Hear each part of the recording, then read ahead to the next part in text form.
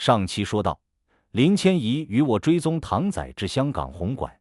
一场万人演唱会突遭失控，唐仔仅凭触碰就能让女性疯狂迷恋，甚至为他杀人。林千怡为救人反被控制，与唐仔手牵手消失后台。749局紧急出动，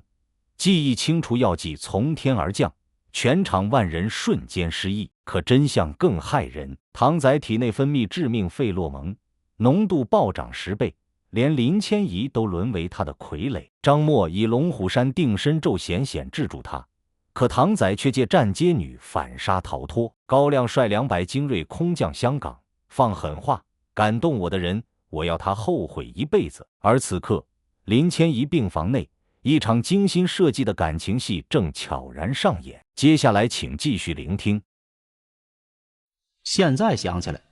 难怪刚才林千怡在和我们回忆昨晚的事情的时候，一个字儿都没有提到过张默。原来也是因为这么一回事。我为自己的迟钝摇了摇头之后，又问高亮这样做到底有没有用。高亮露出了一个狐狸般的微笑，让我拭目以待。虽然相处还没多久，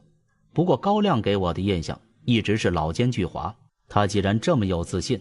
那多半应该是没有问题。不过谁知道仅仅隔了1天之后，张默这边的事情还没有看出结果，高亮就先在唐仔身上失算了一次。抓捕唐仔的事情起先还非常顺利，在回收处行动小组和高亮一起赶到香港的第2天晚上，他们便锁定了唐仔的下落，在铜锣湾洛克道一家商业大厦内找到了他的踪迹。但是紧接着，在行动小组的人准备收网的时候，意外却出现了。或许是因为已经从林千怡嘴里知道了749局的存在，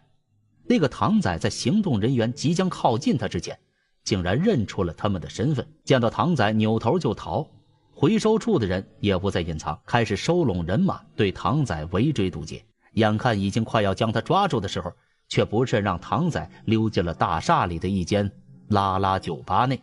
拉拉酒吧顾名思义，里面的顾客基本上都是女人。虽然那些女人的性取向并不正常，只喜欢女人不喜欢男人，但他们很显然还是无法抵抗唐仔的能力。因为在回收处的人一路追进酒吧之后，立刻就遭到了酒吧里的女客人们的团团围攻。回收处这次派来的人虽然多，但是酒吧里的女人们人数也不少啊，几百个女人发起疯来的模样，就算是回收处的大老爷们儿也招架不住。到最后，他们不但没有抓到唐仔，反而还因为酒吧的骚乱引来了电视记者。要不是李天明及时带人过来进行处理，最后以记忆消除喷雾清除了整栋大厦里所有人当时1个小时的记忆，并且在酒吧现场人为放了一次火，掩盖了骚乱的痕迹。这件事情差点就要被曝光于世了。到头来，这次的抓捕行动不但没有抓到目标，还让唐仔知道了我们正在追捕他的事情。自那一天之后，他便彻底在我们面前失去了一切的踪迹。哪怕是李天明不惜冒着让外人发现唐仔的异常的风险，让警务处颁发了对唐仔的通缉令，依旧是无法找到唐仔的下落。对此，高亮只能怀疑，或许是那个唐仔又一次利用了自己的能力，蛊惑了某个女人后躲藏在他家里。他告诉我们，如果真是这样的话，那我们想要找到唐仔就更加不可能了。香港独身女性何止百万，唐仔一个大男人，如果真躲在一个女人的家里大门不出，完全依靠那个女人来生活的话，别说是我们了，就算是全世界的间谍组织都云集香港，恐怕也很难找到他呀。但谁知道高亮这一次又猜错了。就在5天之后，眼看我们已经快要失去了找到唐仔的信心的时候，林千怡忽然接到了一个陌生电话。当我们听到电话里传来的声音后，一下子都傻眼了，因为给林千怡打电话的人竟然正是唐仔。而他打给林千怡电话的目的，说起来也让人难以置信，竟然是要自首。林小姐啊，我知道你现在一定没有事了哈，过去的事情很对不起了，我也是被鬼迷了心窍了，但我现在只能找你帮忙了。求你一定要救我呀！唐仔在电话里带着哭泣，他的话让我们一脸茫然。我心想，这家伙是怎么了？明明之前连续从我们手里逃脱了好几次，怎么突然又想到了要自首呢？我怕这一次唐仔或许是还没有对林千怡死心，便从他手里接过了电话，对着那头的唐仔说：唐先生，我是林姐的同事李四九，我想你应该还记得我吧？记得，我当然记得了。唐仔的语气有些不正常，似乎是受到了很大的惊吓一样。上次的事情呢，是我错了，我不该让人来杀你了。只要你能够救我出去啊，我什么惩罚都愿意接受啊。我说可以，但是你必须先把事情说明白，为什么要我们去救你？难道是出了什么事情吗？林大哥呀，我真的没有时间了呀！现在外面要有人杀我，那个女人马上就要破门而入了。这时候，电话那边忽然传来一阵粗重的拍门声和女人的笑声，随后我又好像听到一个女人在大叫着：亲爱的，快开门呐，让我杀了你！唐仔慌张地说：你们听到没有啊？那个女人已经快要冲进来了，我刚才已经被她砍了一刀了，快支撑不住了。事态听上去的确很紧急，我还没来得及回复，一旁的高亮已经对着电话喊了起来，让唐仔赶快把地址说出来。半山区。挂断电话，高亮看了一眼刚才记下来的地址，撇了撇嘴，这家伙果然是找了个女人藏在了他家里，看起来多半还是个富婆，难怪我们找不到他。我连忙问他接下来怎么办，难道真的要去救那个唐仔吗？刚才在电话里我们都听得清清楚楚，想杀唐仔的人是一个女人，可是这根本不符合逻辑，一个女人怎么会想要杀死唐仔呢？林千怡也觉得唐仔这个人不能相信，觉得这家伙说不定还是在打鬼主意。最后还是高亮拍了板，不管唐仔是不是在骗他们，总之他那里是必须走上一趟了。不过为了安全起见，林千怡还是被留在了原地待命，禁止参与这次的行动。唐仔给我们留下的地址是一栋在半山区的别墅，据说那里是富人区，别墅与别墅之间相距甚远。如果唐仔真的是藏在那里，我们的确是很难打听到他的消息啊。吃了上次的亏之后，高亮对这一次的行动报以120%的重视，不但让回收处全员出动，甚至连李天明那儿也打了招呼，让他带足人手一起赶过来。我们的车队还没有开到唐仔所说的别墅，就看见一辆接一辆的警车从我们车队旁驶过。高科长，那些不会是李天明的手下吧？我指着那些警车问道。不会吧，李天明这不是打草惊蛇了吗？高亮撇了撇嘴，拿起手机便想要找李天明问个清楚。不过高亮的电话还没打出去，他就忽然僵住了脸。就在我们前方不远处的一栋大型别墅前，刚才从我们身边开过去的几辆警车已经停在那里，还有几名记者正朝着别墅的位置拍照。见状，高亮立刻用对讲机招呼众人，叫他们不要出来，而他自己等车子刚停稳，便跳下了车，几步冲到了一个警员面前，询问了起来。出于好奇，我也跟了上去。只听见高亮正在问那个警员这里发生了什么事情。根据这个警官的说法，就在10几分钟之前，我们面前的这栋别墅里忽然有人传出了惨叫和求救声。住在这附近的邻居听见了，便立刻报了警。他们赶到之后，却发现别墅的大门锁得严严实实，也没有人给他们开门，根本就无法进入别墅里面。那些警察现在正想办法呼叫总部，询问是否能采取强制措施闯进别墅里。听完了警察的说明，我立刻拉着高亮在他耳边低声道：高科长，看起来唐仔并没有骗我们呢，他果然在这里。高亮点了点头，让我不要轻举妄动。现在现场不但已经有警察，连记者都有，若是我们一时不察，泄露了自己的身份，那可就糟了。好在这时候李天明他们也到了，高亮把情况和他们一说，李天明立刻拍着胸脯说外面的事情由他们来解决，让我们赶快进入别墅抓住唐仔。事不宜迟，高亮立刻对回收处的人招了招手，唰的一下子从车队里走下了将近几十个回收小组的成员。因为事先已经预料到现场可能有其他目击者，这些小组成员都已经换上了黑色的作战服，伪装成香港飞虎队。在他们开始突入别墅的时候，李天明的人则把那些警察和附近的记者全部带回了车里，一个个给他们清除了记忆。在那些回收处成员的帮助下，别墅的铁门被轻而易举地打开了。我和高亮也一人抽出一把枪，朝着别墅小跑了进去。我们还未冲进屋里，里面已经响起了一片呼喊声。等我进了房间，便看到一个长得颇为富态、穿着黑色蕾丝睡衣的中年妇女不雅地倒在地上，她双手双脚全部被绳子紧紧绑住，嘴里还塞了一块破布，呜呜地瞪着我们。而那个唐仔也果然在这间别墅里。几天不见，唐仔看上去憔悴了许多，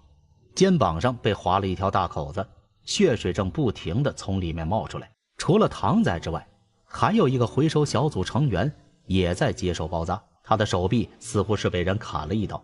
伤口都已经可以看见骨头了。高亮皱了皱眉头，几步走到了一名叫黎亮的回收小组成员身边，询问了刚才事情的经过。黎亮他们这些回收处的人进入别墅之后，一开始并没有发现什么异常的情况。要说唯一的异常，那就是这硕大的别墅里竟然看不到半个人影。一般香港有钱人的别墅里总会有那么几个佣人在，可是在这间别墅里，别说是佣人了，就连主人都不知道在哪里。不过没多久，黎亮他们便听到了楼上传来了剧烈的拍门声，以及疑似唐仔的呼救声。一行人立刻上了楼，正好就撞见了现在躺在地上的那位女妇人。她当时就穿着这么一身，手里还拿着一把明晃晃的菜刀，不停地劈砍着一扇房门。黎亮他们冲到2楼的时候，那扇房门已经有些摇摇欲坠，不但门框已经松动，就连坚硬的门板都被劈出了一个口子。从口子里，一个男人正向外瞪着眼睛，见到这些人上楼，立刻大声对他们求救起来。听到男人的求救声，正在砍门的那位女妇人这才注意到了有外人进入了屋子，回过头看着黎亮一伙人，便质问他们是不是唐仔的朋友。见状，黎亮便告诉那名女妇人他们是警察，而唐仔是一名已经被警察通缉了的重罪犯，让那位女妇人赶快把刀放下，离开这里。可谁知道听到要把唐仔带走，那位女妇人竟然一下子尖叫了起来。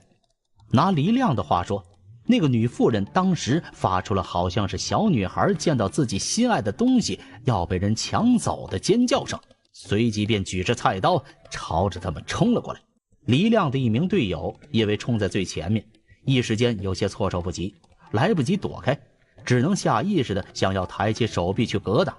结果被砍中了手臂，受了不轻的伤。本来估计那名女妇人可能只是被唐仔控制住了，黎亮他们不敢轻易对他动手，但现在看到自己人竟然受伤了，黎亮他们顿时也火了。几个人一起上前，一个拦腰把女妇人抱住，一个伸手去抢菜刀，另一个则拿出一捆麻绳，从头到脚把女妇人给绑了起来。女妇人被捆着躺在地上，嘴里还不老实，一张一合的就想要咬人，于是又被黎亮给塞了一张破布。一直到女妇人完全被制服了之后，躲在房间里的唐仔才开门走了出来，正好与刚进别墅的高亮和我撞上。听完了黎亮的说明，高亮回头看了一眼正在包扎伤口的唐仔，嘴角浮现出一抹冷笑。唐仔是吧？你让我们好找啊。在抓到唐仔之前，高亮曾经对林千怡说过，抓到唐仔之后一定会给他好看。而现在高亮果然兑现了自己的诺言，让其他人把那位女妇人弄走之后，高亮便把唐仔推进了屋里，一句话也不问，双手攥着拳头，对着唐仔的脸便狠揍了几下。唐仔之前虽然把我们耍得团团转，但说起来他本质上也不过是个宅男而已。高亮这一顿胖揍之下，他才吃了没几拳便惨叫着求饶，可高亮生气呀，还是不停地揍。我虽然也对唐仔气愤得很，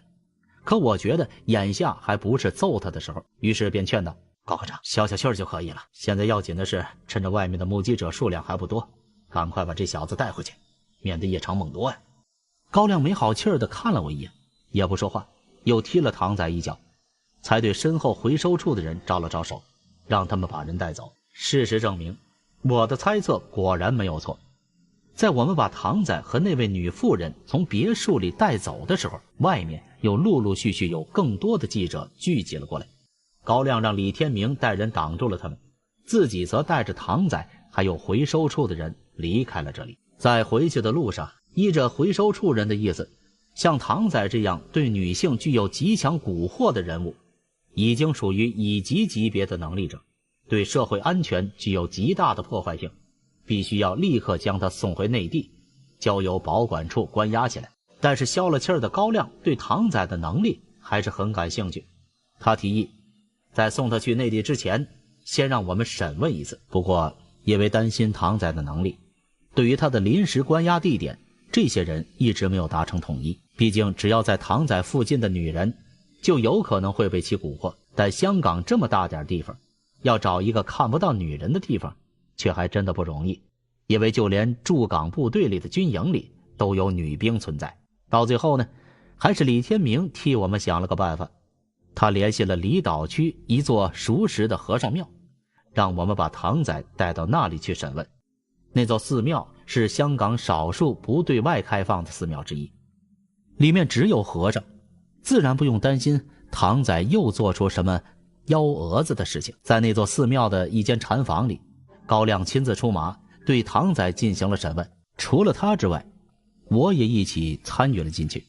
在一旁负责记录。把不相关的人赶走之后，高亮便问唐仔，你的能力到底是怎么来的？因为根据我们已经打探到的情报，至少在唐仔高中毕业之前，他还只是一个普通人，别说现在蛊惑女性的能力了，就算是和别的女人说一句话，都几乎没什么人会理睬他。面对高亮的审问，身上还缠着绷带的唐仔支支吾吾了半天，也没说出个可信的缘由来。高亮的脸色立刻就变了，他板着脸对唐仔说，你最好老实交代，我没有功夫和你废话呀。我相信你已经从林千怡那里知道了我们是什么人。我们和警察不一样，行事不受法律约束，如果我们要一个人消失，方法会有很多。闻言，唐仔的脸色一下子难看了起来，额头开始冒出冷汗。这个不是我不愿意说啊，而是我说了也没有人会相信的了。高亮说，不管多么不可思议的事情，你大可以说出来，因为我们就是专门处理这些不可思议的事件的专家。唐仔开始有些犹豫了，他问我们，如果自己老实交代了一切的话，我们会怎么处理他？会不会把他给杀了？高亮笑了一下，说道，只要你说老实话，我们就不会害你。相反呢，你要是不说的话，我们轻则会把你关上一辈子，重则会直接将你处理掉，免得你再祸害别的女人。这番话击破了唐仔的心理防线，他一下子吓得跪在了地上，求我们饶命，然后说自己会把一切都说出来的。其实是这样子的呀，在8年之前呢，我其实还只是一个普通人，别说诱惑那些女人了，我连女人的手都没有牵过一次啊。听了唐仔的这一句话，我立刻就皱起了眉头，心想既然如此，那唐仔是怎么拥有现在的能力的？这里面肯定有什么玄机呀。另一边，唐仔继续说道，其实我在读书的时候呢，我也一点也没有女人缘呢，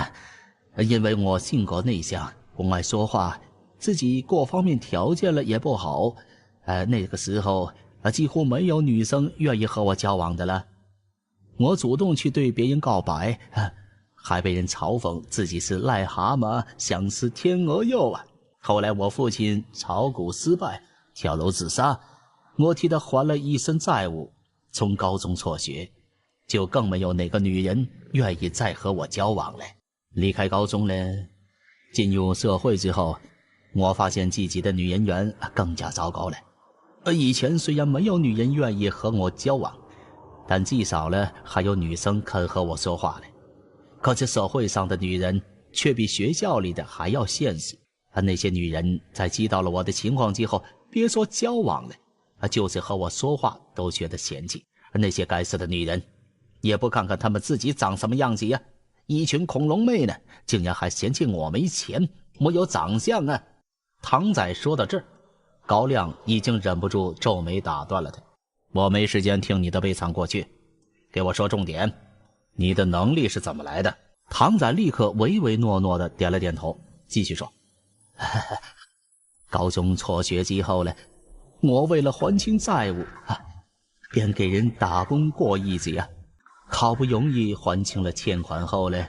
便一直窝在自己的出租屋里看电脑、打游戏混日子了实在是没钱买米了，便找自己老爸的一些亲戚介绍些短期打工的工作。差不多半年前了，有个亲戚说想让我去西藏请一尊佛像。香港这几年呢，有很多人都信了一个个都想去西藏请一尊佛像回家供奉。我那个亲戚因为年纪有些大了，自己去不了就想让我帮忙替他去西藏跑一趟。除了请佛像的费用外呢，路上的一切路费都会替我报销，其后呢还有辛苦费可以拿呀。我长这么大还从没离开过香港呢，就想着自己闲着也是闲着嘛，能出去免费的旅游一次还有钱拿，不去白不去嘛。听到请佛像这几个字的时候，我忍不住把这次的事件与当初那尊杀人佛像联系在了一起，还以为唐仔的能力说不定是因为佛像引起的。可听到后来，我才发现自己大错特错，事实的真相远比我想象的还要离奇。唐仔去了西藏之后，便依照着他那位亲戚给的地址去请佛像。他那位亲戚并没有选择在拉萨的大寺庙请佛像，而是找了西藏腹地位于喜马拉雅山脉中的一座寺庙。唐仔到了那里才知道自己被亲戚骗了。那座寺庙在一片荒山野地里，四处都是雪山，必须要向导引路，然后在山里走上好几天才能到。在山里的几天，他不但遇到了暴风雪，还差点和导游迷了路，好不容易才找到了寺庙。到头来和路途的艰辛比起来，他亲戚给的那点辛苦费根本就不值得一提了。唐仔到了寺庙里，请好了佛像之后准备离开，走到一半时，忽然想到自己这一路上的艰辛，觉得他如果只是为了亲戚的那一点辛苦费，那实在是有些太不值了，便又原路返回了寺庙，想要找里面的喇嘛询问一下有没有什么能够改变人缘的东西，好让他自己也转转运呢，找到一个女朋友什么的。但他没想到，就是因为自己那时候无意中生出的一个念头，引发了他后来人生的巨变。唐仔回寺庙的时候，在寺庙外偶然遇到了一个看起来只有20多岁的小喇嘛。小喇嘛拦住了唐仔，问他为何去而复返。唐仔便把自己的心愿说给了他听，想让小喇嘛入寺庙去问一下，是否有可以让他如愿的佛像能请。不过听完了唐仔的心愿，小喇嘛并没有进入寺庙去替他询问，而是给他指了另外一个方法，让他去附近的山里找一个村庄，那里的人或许能解决他的烦恼。唐仔说，那个小喇嘛和我说的村庄呢，是一个就连地图上都没有标出来的偏僻村落不仅是地图甚至连带我上山的导游都不知道有这么一个地方但是那个小喇嘛却很肯定地告诉我，如果我想实现自己的愿望的话，与其在这里求佛，不如去那个村子里看一看，因为那里呢是欢喜天眷顾之地。欢喜天？那是什么东西我疑惑地问道。高亮对此也是一脸茫然，还是唐仔替我们做了解释。欢喜天其实还有另一个名字，叫做欢喜佛，是印度教和藏传佛教密宗里的本尊神。在我们的常识里，佛教戒淫，然而欢喜佛却极为特殊，是一个象征着男女双修的神佛。如果我们去西藏，在一些信仰密宗的寺庙里，看到一尊男女相拥而抱模样的佛像，那就是欢喜佛的法相。那欢喜天眷顾之地又是什么意思呢？我追问道。唐仔说自己当时也没有听明白喇嘛的意思，于是向小喇嘛指教。结果那小喇嘛就告诉他，在那个村庄里有人掌握了一种秘法，可以让人得到欢喜天的眷顾，不再为男女之事而烦恼。唐仔听了，起初还有些不相信，说这个世界上怎么可能有这种秘法呀？如果真的有的话，那岂不是世界上大半的男人都要涌向了那个村子了？不过小喇嘛却解释道，那个村子因为一直与世隔绝，几乎不为外人所知，就算是那些专门修行密宗的喇嘛之中，也不过只有几个人知晓那个地方。他自己呢，也是从一位曾经偶然路过此地的密宗喇嘛口中得知那个村子的事情。据那个密宗喇嘛说，他来此地就是为了找到那个村子，向村子里的人求得秘法，让自己的男女双修之术大成。听了小喇嘛的解释，唐仔当时就动心了。当时和他同行的导游却不同意进山里去找那个村子。那个导游说，他生活在附近几十年了，还从来没听说过山里有什么外人不知道的村子，更别提什么欢喜天眷顾之地的说法了。当时眼见天色已晚，导游吵着要下山，唐仔却又想去找那个村子。最后呢，还是那个小喇嘛替他解了围，让他放导游回去，小喇嘛自己来给唐仔做导游，带他进山去寻找村子的下落。听到这儿，我插嘴道，那个小喇嘛为什么要带你去找村子呢？你不觉得有些可疑吗？唐仔说自己那个时候哪里有想那么多呀，他当时脑子里已经全部被那个村子的事情给占据了，稀里糊涂的就同意了小喇嘛的提议，让导游下了山，而他自己呢就跟着小喇嘛继续往山里去了。现在想起来，唐仔都有些后怕呀，因为那时候他根本就没有做任何准备，连干粮什么的都没有补充，只能说自己当时完全是被想要成愿的欲望给冲昏了头脑。他也不想想，就这么和小喇嘛两个人毫无准备的进了深山，万一有个什么差池，两个人说不定都会饿死在山里。不过幸好啊，他跟小喇嘛在山里走了没多久，天色还没变黑了的时候，就在山里找到了小喇嘛所说的那个村子。只不过那个村子根本就不像小喇嘛和他说的那样有多么偏僻，而是一个大村落，里面少说也居住着好几百人。在唐仔他们进入村子的时候，村子的道路两旁不时可以看到男男女女正在为他们的晚饭忙活。真要说偏僻的地方，那就是村子里似乎还没有通水通电，但这在西藏的偏远地区也很正常。不过在村子里走了一会儿，唐仔就感到有些奇怪了，因为村子里面看不到老人和小孩，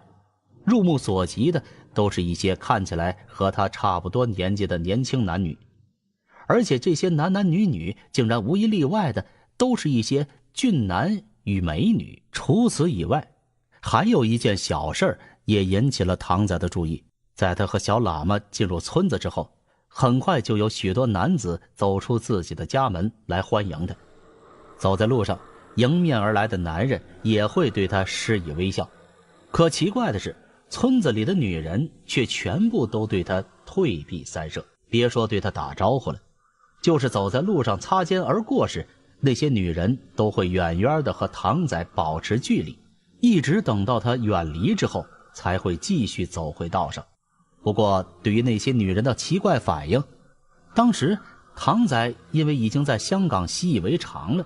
所以呢也没有多想。这时候那名小喇嘛已经带着唐仔来到了村子中央的一户4层雕房前，有一名年轻人迎了上来。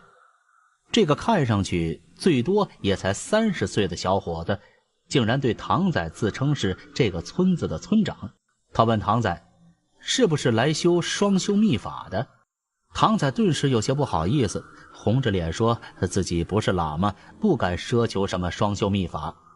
只是希望他们能够帮自己实现一个小小的愿望，那就是让他的女人缘比过去稍微有些好转，那就行了。那看起来一点也不像是村长的年轻人，当时就说没有问题。唐仔能找到他们就是有缘，对于有缘的客人呢，他们很乐意能够提供帮助。随即村长便带他们进了那间4层高的雕房里。雕房是一种在西藏非常常见的建筑形式，这是一种用乱石垒砌或土筑的房屋，高有3至4层，因外观很像碉堡，所以称为雕房。村长的这间雕房有4层高，第1层为畜圈及杂物室，2、3层看起来像是村长的居室，而第4层则是一间佛堂。唐仔他们进入雕房后，被村长直接领上了4楼，进入了佛堂内。在佛堂里，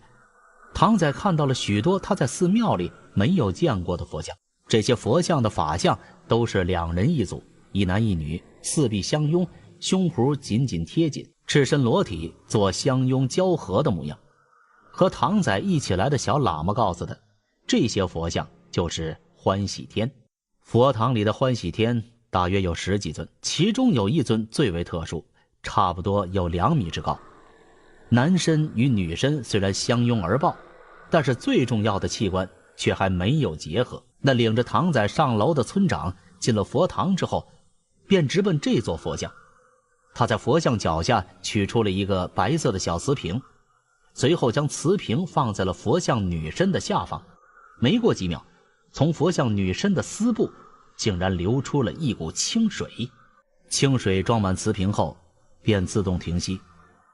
村长将瓷瓶盖好，转交给了唐仔，告诉他这就是能够实现唐仔愿望的东西。日后每日服下一滴瓷瓶里的液体，便可以让女人喜欢上自己。对村长的话，唐仔半信半疑，因为他刚才看得清楚，那瓷瓶里的水分明就是从佛像里流出来的。好端端的一个佛像，怎么会往外流出水呢？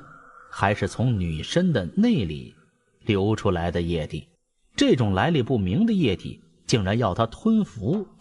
想想就恶心呢。于是他便问村长，这瓷瓶里装的到底是什么东西啊？那村长告诉他，这瓷瓶里的水就是这个村子里一直流传的秘法，此水叫做欢喜水，受过欢喜天加持，对于修行密宗之人有大补之用。普通人就算不修法，仅仅是喝下它，也能起到增强情缘的作用。唐仔对村长的话不知道该不该信，问村长这欢喜水要多少钱？如果不太贵的话呢，那他就买上一瓶试试。谁知道村长却对他表示，这欢喜水本来是送给他的，他一个香港人能找到这个村子，就是和他们有缘。这个欢喜水就是他代表他们村子给唐仔的欢迎礼物。见状，唐仔自然是满心欢喜，开心地接过瓷瓶，对村长千恩万谢之后，本想再问村长能不能在这里再借宿一晚，毕竟外面天色已黑，他和小喇嘛恐怕都回不去了。谁料到刚才还亲切好客的村长在唐仔收下了瓷瓶之后，却仿佛一下子变了一个人，厉声要唐仔立刻离开这里，说村子里不能留外人过夜，这是他们的规矩。唐仔一下子不高兴了，但这时候带他进村子的小喇嘛却也让唐仔和他离开村子，说村子里不留外人过夜这个规矩他之前也从别人那儿听说过。于是唐仔只能和小喇嘛一起连夜离开了那个村庄，回到了他请佛像的寺庙中。第二天恰好又有一批外人上山请佛像，唐仔便和他们一块下了山，返回了香港。或许是因为那段日子太过操劳，唐仔回到香港之后就大病了一场，关于自己带回来的欢喜水的事情一时间也遗忘在了脑海。一直到从医院回来之后，他在整理自己的背包时，从包里翻出了那瓶瓷瓶，才想起来自己还从西藏带回了欢喜水这件事情。想到那个时候的事情，他立刻便想尝试一下，看看这瓶欢喜水到底有没有那个村长说的作用。然而当他打开瓷瓶的时候，房间里立刻弥漫出一股好像狐臭一样的怪味。唐仔仔细闻了一下，发现这股怪味是从瓶子里发出来的。唐仔顿时感到有些奇怪呀，因为他刚拿到瓷瓶的时候，水里明明还没有散发出什么怪味啊。唐仔当时便以为可能是这水过期了。正在他犹豫自己是不是还要继续试验的时候，出租屋外却响起了敲门声。打开一看，发现竟然是他出租屋的房东。询问之下，唐仔才知道他这次的西藏之行在路上来回一共耗费了将近1个多月的时间，再加上回来之后大病了一场，住了医院。因此等他出院回来的时候，房子的租期已经过了1个多星期。那房东是来催租的。唐仔的房东是一个40-50岁的中年妇女，长相一般，却自视甚高，每天都打扮得花枝招展的，而且和唐仔一直关系很差。唐仔过去和邻居闲聊时，拿房东的打扮取笑，说他老不正经，不是想勾引男人，就是外面养着小情人。结果被上门收租的房东听到，因此一直遭到他的记恨。这一次因为唐仔错过了交租的日期，房东正好拿此事作为把柄，一开门便将唐仔骂了个狗血喷头，同时还提出因为唐仔这次错过了日期，以后的租金要提高1成作为惩罚，不然的话就让唐仔立刻搬出去。唐仔当时气儿就往头上撞，想要和房东理论，却忽然想到了屋子里的那瓶欢喜水，便借着要拿钱的借口回到了屋里，咬着牙皱着眉头喝下了一滴欢喜水。喝下了欢喜水之后，唐仔起初并没有感觉自己身体有什么变化，但当他拿着钱回到房东面前时，在将钱交给房东的时候，却发现房东的眼神有些不对劲儿，看着他的眼睛里竟然有一些妩媚。这可是唐仔从出生以来还从未看到过的眼神啊！但他还不能肯定到底是怎么回事，因此并没有轻举妄动，而是对房东太太提议让他再清点一下房租。然而谁知道接下来房东的眼神到语言再到神态都让他觉得换了个人似的。那房东太太收下钱之后，不但不清点一下租金，反而忽然娇笑着抓住了唐仔的手，随后问他是不是生气了，如果生气的话，那增加房租的事就当他没说过。开始唐仔以为自己是听错了，因为房东太太从未对他用过这样的语气，更别说关心他是不是生气了。但他又和房东太太说了几句，发现今天的房东太太果然有些不对劲儿。收好钱之后，不但没有立刻走人，反而回头把屋门给关上了，这让唐仔很惊愕。房东太太这是要干嘛呀？他和房东太太2个人大白天的在房间单独相处，又把门给关上了，也不怕别人怀疑和说闲话吗？唐仔问房东太太想要干嘛，房东太太说她多心了，自己只是好久没有见过唐仔了，现在呢想和他多聊几句。多聊几句，这一下唐仔是彻底确信房东太太有些不正常了。至于他不正常的理由，唐仔已经没有时间去考虑了，因为紧接着那位房东太太就忽然扑了上来，将唐仔推到了床上，随后便脱光了2个人的衣服。一直到完事之后，唐仔才意识到刚才发生的事情一定是因为欢喜水的原因。因为过去好几年来，房东太太每一次都是收完了租金便走，从未有一次动过和他聊天的念头，更别说和他那个了。而且房东太太刚刚上门的时候，对他还是如同过去一样冷漠仇视的态度，但在唐仔喝下了欢喜水之后，他对唐仔的态度却立马像变了一个人。这之间不过才过了几分钟的时间呢，一个人怎么可能有那么大的变化？唯一的解释就是这一切都是那欢喜水造成的。因为欢喜水而初次尝试了甜头之后，唐仔便开始一发不可收拾，借助欢喜水的力量，将周围漂亮的女人统统当做了自己的目标。听到这儿，我和高亮两个人已经完全明白了，如果唐仔说的都是真的话，那他那蛊惑女人的能力原来都是因为服用了那个欢喜水而造成的。只不过在唐仔刚才的描述之中，还有一些地方和现实有些矛盾。于是我追问道：照你的意思，这一切都是那个什么欢喜水造成的，但是你的出租屋和那些女人送你的房子我们都已经检查过，根本就没有找到什么瓷瓶。那瓷瓶是被你藏在哪里了吗？不记得了。唐仔喃喃说：那瓷瓶里的水呢，其实已经被我喝光了，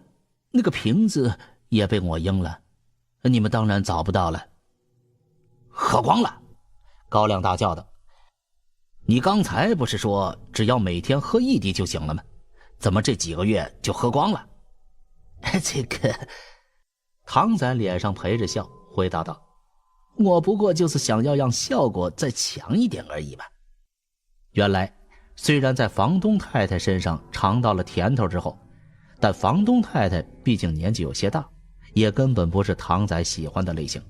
于是呢，他就开始将目光打向了自己过去认识的那些姿色不错的姑娘们身上。但是与那些女人们接触了几次之后，唐仔却意外地发现，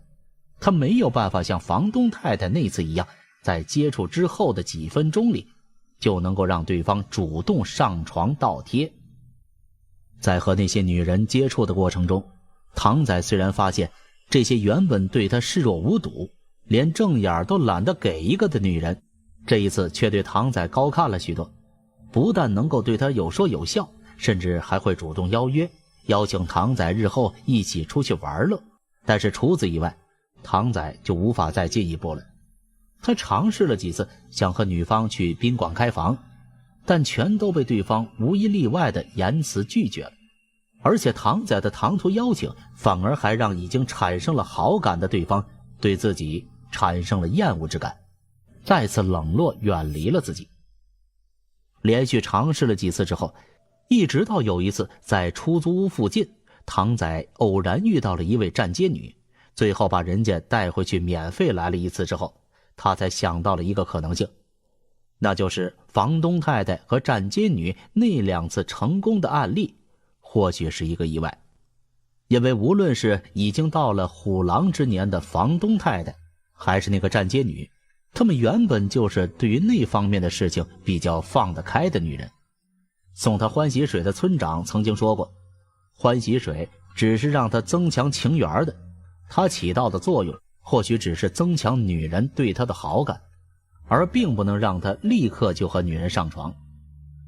事情到了这里，如果唐仔只是满足于此，日后开始借着欢喜水的作用正常与女性沟通交往的话，或许就没有今天的事情发生了。但是唐仔很明显却并不满足于这样的作用。作为一个几乎完全没有女人经验的年轻人，唐仔对于肉体上的欲望远胜于和异性的感情交流。他想到，既然一滴欢喜水就能让女人对他的观感改变，那么如果把所有的欢喜水全部喝掉，那又会有怎么样的事情发生呢？于是唐仔竟然真的一口将所有的欢喜水全部喝光了，而一口喝光之后的效果果然也达到了他的预期。这一次无论对象是谁，都再也无法抵挡唐仔的魅力。即使是修道院里的修女，只要唐仔和她接触超过10分钟的时间，也能让她变得比妓女还要奔放，爱她爱得发狂，哭着求着想要上他的床。说到这里，关于唐仔能力的真相已经真相大白。不过我对于唐仔所说的内容还有一个地方有些想不明白。既然你说那些女人会哭着求着想要上你的床，那么今天在半山区的那个富婆，她是怎么回事啊？你不是说那些女人都爱你爱得发狂了吗？为什么唯独那个女人竟然会想要杀你？唐仔说，这个我真的不知道了，我自己也觉得很奇怪了。那个女人是我以前认识的一个女富豪了，因为她年纪太大，我一直没有怎么理睬他，也是因为你们追得紧了，我才找上了他，让他想办法把我藏在别墅里。唐仔告诉我们，他被那个富婆藏在别墅之后，富婆就赶走了别墅里所有的佣人，自己亲自来照顾唐仔。除此以外，他每天还诱惑唐仔，想要和他上床。起初唐仔还有些不愿意，但是眼见外面我们追得紧，就连警察那边都传出了唐仔的通缉令。害怕之下，唐仔怕富婆忽然变心，便决定给他一点甜头，和他上了一次床。但在那之后，事态就发生了变化。富婆对于唐仔的索取越来越频繁，频繁到了甚至让唐仔害怕的地步。不但如此，唐仔还感觉到那个富婆在看向他的时候，连眼神都有些变了。自从和那个老太婆上床之后呢，以后的每天晚上啊，她都死活要和我睡在一起呢。一开始呢，我还没有觉得什么，可是有一天呢，我在半夜里被尿憋醒了，准备起床上厕所的时候，却忽然发现身旁的那个老太婆原来一直都没有睡觉，而是坐在我的身边看着我。这大半夜的，那个老太婆还直勾勾地看着我，差点没有把我吓了个半死呀！我就问她是怎么了，怎么还不睡觉了？结果那个老太婆却告诉我，说她只要一闭上眼睛，就会觉得我要离开她，因此呢，一直不敢闭眼。那时候我听了，便觉得这个老太婆是不是精神已经有些不正常了。之后的第二天呢，我就强烈要求自己单独睡一张床了，和那个老太婆闹了半天，她才同意。但是结果呢，在我单独睡一间房间之后的第二天，也就是今天早上呢，我正要出门吃早饭了，却看到那个老太婆拿着刀站在我的房门口啊！我问那个老太婆想要干嘛呢？大清早的为什么要拿着刀站在我门口啊？结果那个老太婆竟然告诉我，她忍受不了和我分开的时候啊，想了一个晚上，终于想到了一个能够和我永远在一起的办法，那就是把我做成人质。说到这里，唐仔抱住自己的双臂，身体不住地发抖，看起来很害怕的样子。高亮的脸色也有些苍白，只有我一个完全没听明白刚才唐仔话里的意思。于是我问高亮，唐仔说的人质是什么意思？难道那个女人要绑架他吗？高亮听我这么一说，就知道我听错了，是人质，不是人质啊。这个人质也叫人瓮，据说是汉代时候发明的一种酷刑。这种酷刑就是把人的四肢剁掉，放在一个装有药水的木桶里，被砍掉四肢的人因为药水而不会死亡，却要一生一世的都被困在木桶里，哪儿也不能去，生生死死都要受其他人的摆布。听了高亮的解释，我立刻就觉得浑身发冷啊，打了好几个寒颤，但随即又感到不解，为什么同样都是受到了唐仔的欢喜水的影响，这个富婆对唐仔爱情的表达方式却会如此变态呢？这时候唐仔继续说，那个老太婆的话当时就把我吓傻了，幸好我在她举起菜刀之前反应过来了，及时把门关上，才没有被她砍死呢。当时那个老太婆就好像是疯了一样啊，我关上门之后还是不依不饶不停地砍着我的房门，我当时害怕的要死，就立刻报了警了。他后怕地说，哎呀，不过幸亏我当时多了个心眼了，觉得光报警是没有用的了。这里不是大搞嘴，而是半山区住的都是有钱的人，那些警察就算到了外头，也不大可能立刻破门来救我于是我就想到了林千怡了，他曾经和我提起过你们的事情，我知道你们这些人是内地政府的机密组织办事效率一定比警察快得多了，就打给了你们了。那他还真的算你小子机灵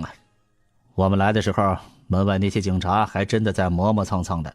要不是我们呢，等他们进来搜查的时候，说不定你已经被砍死了。高亮调笑道。到了这里，唐仔已经把所有的事情都都对我们坦白了。然而，关于整件事情，还有2个地方让我感到有些疑惑。其一，就是唐仔所说的那个隐藏在西藏山区中、不为外人所知的神秘村子。那个村子里的人到底是何方神圣，竟然能制作出欢喜水这样如此特殊的东西出来？还有，唐仔对于村子里的人物的描述也是透露着古怪。一个村子里怎么可能只有年轻人，却看不到老人和小孩？这一切的种种都让那个村子充满着谜团。另一个让我们有些困惑的，就是唐仔所说的欢喜水究竟是如何让他获得了吸引女人的能力？是欢喜水本身就具有催情效果，还是那个液体在某种程度上改变了唐仔的身体机能，让他成为了一个人形的春药？对于这2个问题，高亮和我商量了一下后，决定让回收处去一趟西藏，调查一下那个村落的情况。而欢喜水对唐仔身体产生的变化，就只能等回收处把唐仔带回保管处的总部，让专职负责研究收容物的研究处来进行分析了。我又问起唐仔日后该怎么处理，高亮明确地告诉我，依照目前的情况来看，唐仔日后的下场只可能是在保管处的收容设施里度过他的余生了。虽然唐仔并不是天生的能力者，但是放任他流落在外，却会对社会产生严重的危害。因此749局有必要将他永久收容起来，杜绝唐仔日后继续祸害无辜女性的可能性。这个处理结果对于唐仔来说等同于被判了终身监禁。虽然唐仔之前的所作所为让我觉得他是罪有应得的，但对于唐仔这个不过20几岁的年轻人来说，这样的下场终究还是太过残忍了一些。我当时想，如果不是唐仔被自己的欲念冲昏了头脑，为了肉体之欲而将所有的欢喜水全部喝下，或许他还不至于落到现在这样的下场。不过几个月之后，事情又有了变化。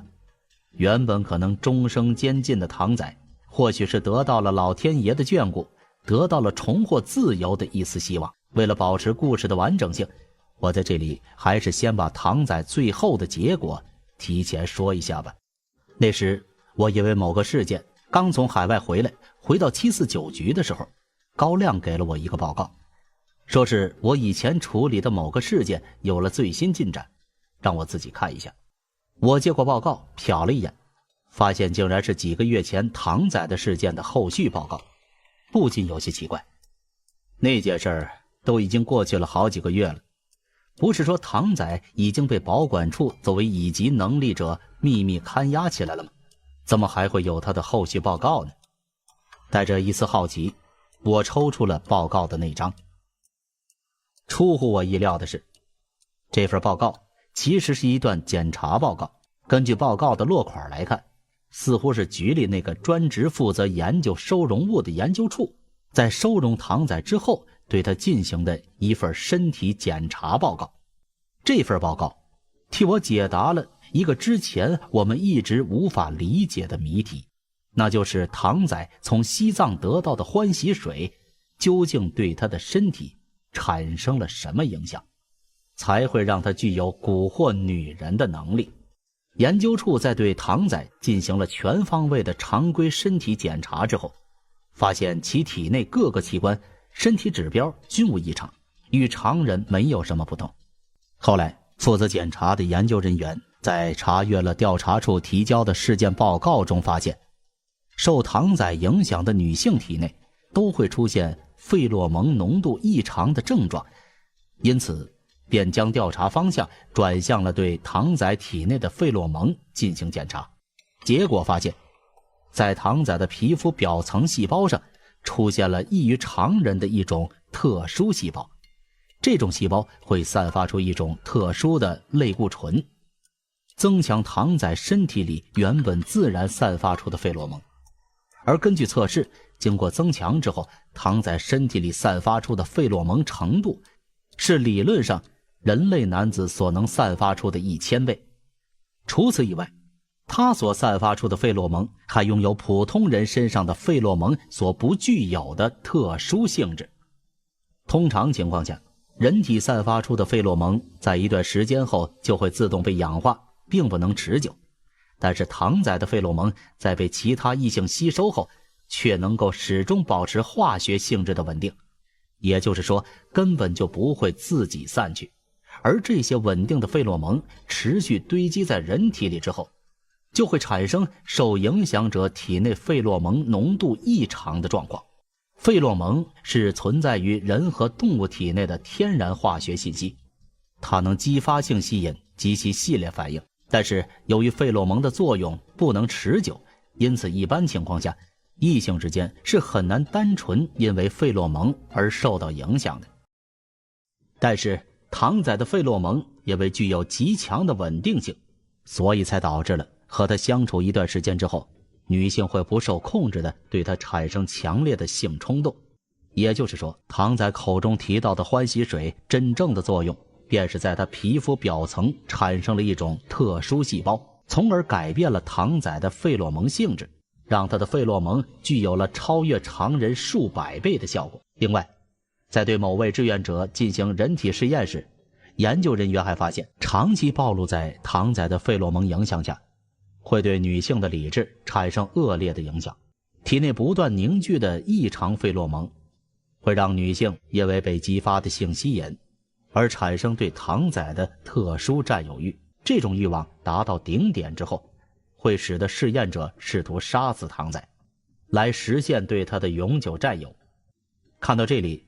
我忽然想到了那个想要把唐仔变成人质的富婆，原来她会有那种念头，就是因为和唐仔相处的时间太长的缘故。不过我又想到，既然相处时间太长会让那些女人变疯，那为什么之前和唐仔相处的那些女人却没有类似的事情发生呢？关于这个问题，报告的最后也给出了答案。在对唐仔体内的费洛蒙进行检测的时候，研究人员还发现，他体内的那种特殊细胞分裂速度竟然在随着时间的推移而不断变快。也就是说，唐仔身体里所散发出的费洛蒙浓度正在随着时间不断的提高。这也就意味着唐仔对于异性的那种致命吸引力正在随着时间的推移而不断的增强。研究人员怀疑，这可能是因为唐仔一次性将欢喜水全部喝光而产生的副作用。不过，那种特殊细胞分裂速度的变化也并不是一件好事，因为随着细胞不断的分裂，新生细胞的寿命也在减少。根据研究人员的判断，当细胞分裂速度达到峰值的时候，唐仔体内的特殊细胞就会开始不断死亡。到最后，当这些细胞彻底消失的时候，唐仔对于异性的吸引力也就将消失。根据研究处最后得出的结论，这一过程很可能在5到10年之内就会走完。到了那个时候，唐仔将会重新变成一个普通人。看完之后，我将报告重新交还给高亮，问他，如果这份报告上写的都是真的，那唐仔最后会怎么样？高亮告诉我，如果真的是那样的话，那唐仔当然就可以恢复自由了。749局的经费再怎么阔绰，也不会浪费在一个普通人身上。到时候局里会在消除唐仔的记忆之后，给他伪造一份档案，就当他是因为刑事犯罪而被关押了好几年，然后重新让他回归社会。看起来对于唐仔来说，这可真是一个好消息。只是不知道他在失去了关于这次事件的所有记忆之后，唐仔是否还会如过去那样为了自己的异性缘而走上歪门邪路呢？说完了唐仔的故事，让我们将时间再回到我们刚刚离开寺庙的时候。审问完唐仔之后的第2天，回收处便派了一辆直升机过来，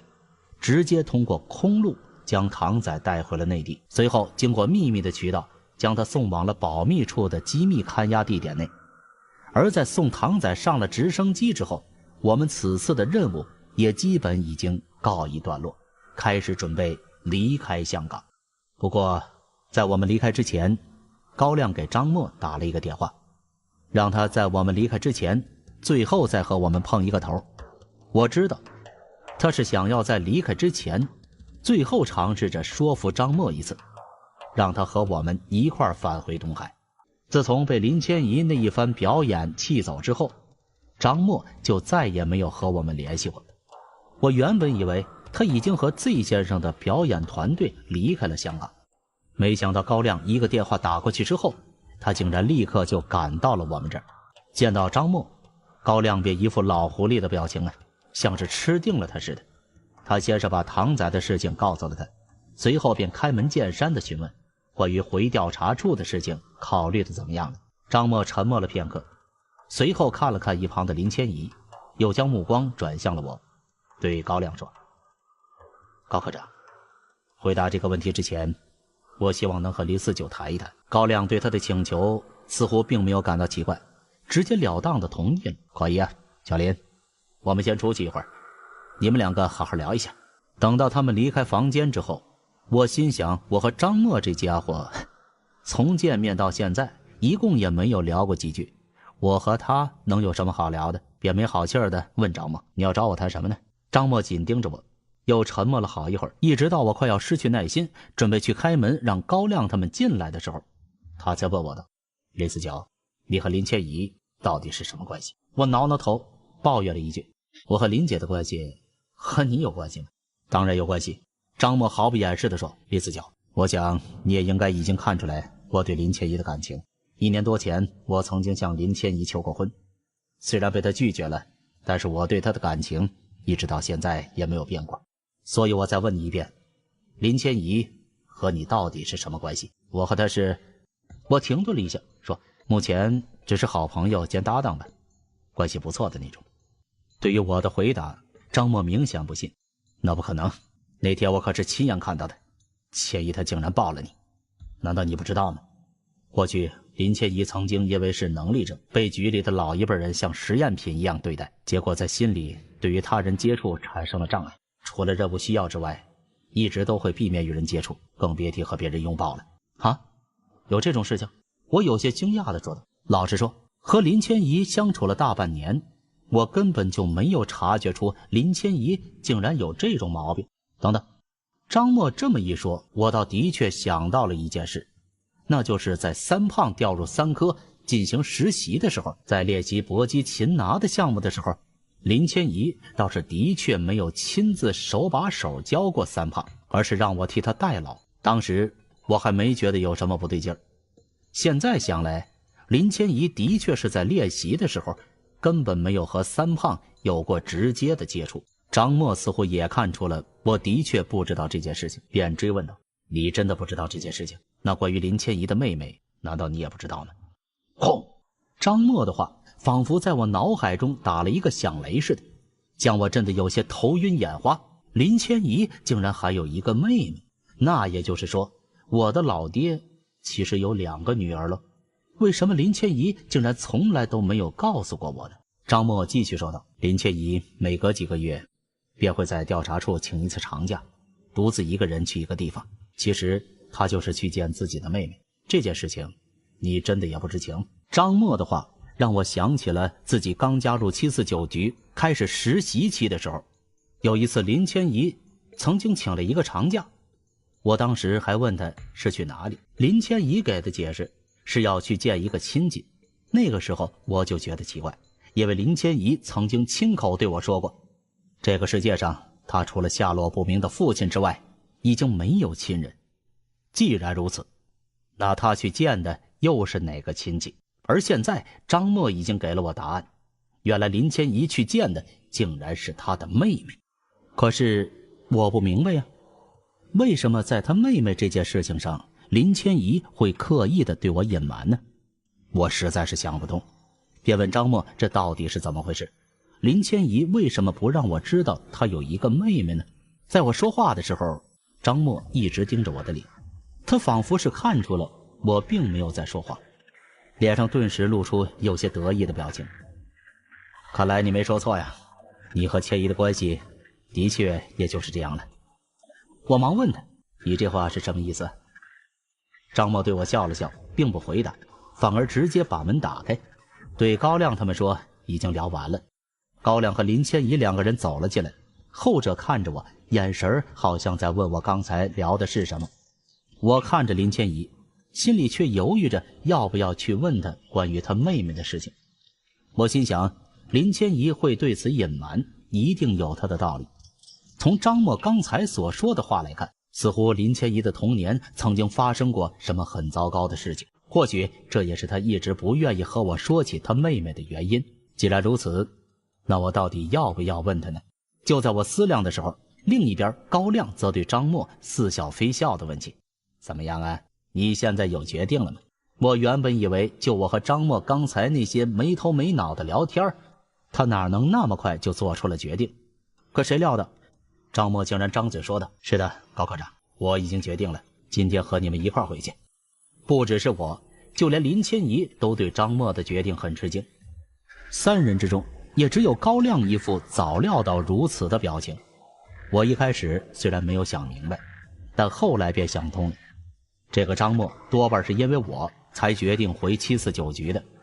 或许在他看来，我已经成为了他追求林千怡路上的竞争对手，而他之前问我的那些问题，也不过是在给自己找一个安慰，让他知道了自己并不是处处都落在我的下风而已。而对于张默的这种想法，高亮很明显是早已料到，说不定他当初让我陪着林千怡来香港的时候，就已经会算准了张默会因为我的存在而产生危机感，从而升起返回749局的想法。自此，我们这一次香港之行可以说是已经告一段落。原本以为只是一件很轻松的寻人之旅，没想到却竟然遇到了唐仔这件有些令人匪夷所思的事情，连林千怡都差点遭了殃。好在事情到了最后，终于得到了完美的处理结果。在整件事情的过程中，李天明和他的外事处小组帮了我们大忙。因此，趁着张默回去和 Z 先生乐队里的伙伴们告别的时候，高亮请了李天明他们吃了一顿饭。在包厢里，李天明忽然和高亮提起了一件事情：高科长，京城那边现在怎么样了？听说这次的事情闹得很大呀。正在吃菜的高亮立刻放下了筷子：连你都知道了？李天明说：可不是嘛，这几天从香港转到进入内地的外籍人士数量比平时一下子多了30%啊，据说都是因为最近的事情被引来的。高亮看了他一眼说：你自己知道就行，在这里问我，那岂不是让我破坏纪律吗？我能说的只有一点，这次的事情听说连大老板都亲自过问了。大老板？李天明咂了咂舌：你不说还好啊，你这么一说，我倒越来越想知道京城到底发生了什么事情了。左右这里没有外人呢，要不你给我说说。高亮和李天明在一旁像打哑谜似的聊着天，我和林千怡在一旁根本就完全没有听懂。听到李天明这么一说，我也连忙好奇道：对呀，高哥，你也给我们两个说说，京城里到底是出了什么事啊？高亮看了我一眼：要你多嘴啊，不知道隔墙有耳吗？这种事情怎么能在外头随便说呀？李天明继续劝道：这你不用担心呐，这间饭店还有这包厢是我们外事处指定的地方，绝对安全。最后，在我和李天明两个人的左右夹击、软磨硬泡之下，高亮终于犹犹豫豫地说：这件事情事关重大，不能有一点消息走漏，否则别说我们几个了，就连整个749局都要吃不了兜着走。林千怡听了立刻犹豫道：这么严重啊，要不还是别说了。李天明忙劝道：小林呐，我发觉自从唐仔的事情后，你胆子都变小了呀。老高，来喝一杯，你放松下，慢慢说。高亮接过酒杯，一口干掉之后，又嘱咐我们一定要保密后，才压低着声音说道：具体的事情我真的不能在这里说，我只能告诉你们，这一次在京城发生了一件大事，不但有我们局参与，还有国安和总参的人参与，就连我们的大老板都被惊动了，亲自将这次的事情定义为甲级事件。在我来找你们之前，总部里所有留守的调查处人员都已经去了京城，说不定我们回东海的时候，他们都还没回来呢。关于京城的大事，高亮只说了事情有多么严重，至于具体到底是什么事情，就不肯再多说了。无论我和李天明怎么哀求，他都是摇头，死活都不肯继续刚才的话题。最后拗不过，才对我们说：“都不要钱了，这次的事情据说是和情报有关，弄不好啊，还会动摇国本。大老板已经拍板了，我哪里还敢乱说呀？你们可别再逼我犯错误啊！”高亮这么一说，李天明先表示了理解，而我则还有一头雾水，便问他们：“高哥，你刚才一口一个大老板的，到底谁是大老板呢？”闻言，李天明像看傻子一样看了我一眼，又对高亮问道：“怎么，你没告诉这小子吗？我没告诉过吗？”高亮也纳闷了一会儿，对我说：“四九啊，我记得你刚入局的时候，我不是曾经说过了吗？大老板就是我们的局长，而我们的局长不就是那位……”高亮一边说着，一边用手指了指天花板。我一时还没明白，顺着他的手指往头顶看了一眼，才忽然恍然大悟，原来高亮说的竟然是首长。我这才想起来，刚入局的时候，高亮在介绍局里的组织结构的时候，就曾经说过749局不设副局长，唯一的局长职务只能由首长兼任。既然如此，那高亮口中的大老板，除了那位首长之外，还能有谁？想到这里，我立刻也闭上了嘴。众人只管吃喝，不敢再谈正事。第二天一早，接了张默之后，我们便和李天明告别，搭乘着最早的航班返回东海，回到了749局总部。回到总部的时候，我惦记着高亮昨天晚上说的话，特意去别的科室转了一圈，发现果然如他所说，1科、2科2个科室已经一个人影都见不着了。不但如此，就连一直坐镇总部很少外出的王军王处长都不见了踪迹。和他们一起消失不见的还有我们3科的3胖。调查处的人全都走光了，便让原本就冷冷清清的2、3楼一下子变成了鬼楼。我和林千怡2人在办公室里聊天，房间外甚至都能听到回音。不过幸好这样的状况并没有持续多久，因为就在我们返回东海的当天下午，高亮便接到了王军打来的电话，要我们几个刚刚从香港返回的家伙立刻再动身前往京城。高亮接那通电话的时候，我和林千怡正在欢迎我们的新同事，也就是张默的加盟。说是新同事，其实张默严格意义上来说，他应该是我的前辈才对。虽然已经离职了近1年多，但张默在3科的办公桌以及他在7楼的宿舍都还替他保留着，因此整个欢迎过程异常的简短。林千怡先是带着张默回宿舍放下了行李，然后便领着他回到了办公室，和我打了一声招呼。自从那天饭店里的谈话之后，张默对于我的态度似乎稍有改观，最起码已经能够和我正常沟通了。也不知他是不是觉得已经在某些方面战胜了我，所以才会对我如此。面对着面，张默伸出了右手：“林49，重新再自我介绍一下吧，在下张默，以后就请多加照顾了。”“欢迎欢迎啊，彼此彼此。”我轻轻握住他的手指，快速摇了几下，算是打过了招呼。虽然嘴上是这么说，但是在我心里其实并不怎么乐见张默的到来。对于这个对林千怡异常执着的男人，我实在是无论如何都喜欢不起来。今天的节目就到这里，感谢您的收听，点击订阅频道并打开小铃铛，第一时间获取更新。明天我们不见不散。